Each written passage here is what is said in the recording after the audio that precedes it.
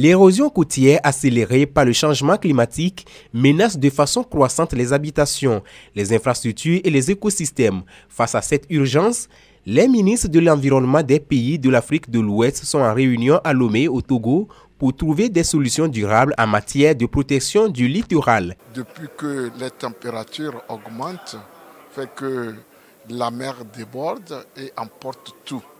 Au niveau du Togo comme du Bénin, on a constaté que c'est des maisons, des biens qui sont emportés par les vagues de la mer.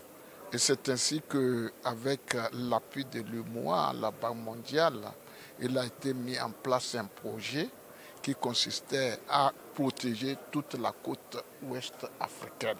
Et justement, pour la protection de la côte, des initiatives régionales sont mises en œuvre dans le programme de gestion du littoral d'Afrique de l'Ouest communément appelé programme WACA. Nous avons mis en place le projet WACA qui à l'origine couvrait 6 pays. Aujourd'hui, il y a eu des nouveaux pays qui ont adhéré. Et nous sommes passés à 9 ou 13 pays qui sont là. Vu la réussite de ce projet, les autres pays, tels que le Ghana, qui ne faisait pas partie de ce projet, se sont annoncés. Et les autres pays saluent surtout la coopération qui a existé entre le Togo et le Bénin. Parce que le projet a été conduit par les deux pays en un.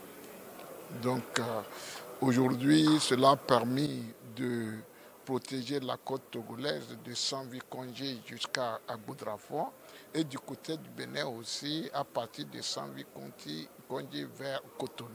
Le programme WACA, mis en œuvre à la demande des États côtiers, a permis d'obtenir des résultats significatifs.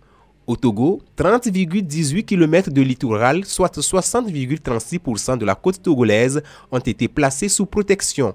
Par ailleurs, sur les 580 517 hectares d'aires protégées prioritaires, 470 510 hectares ont été sécurisés, représentant 8,29% du territoire national.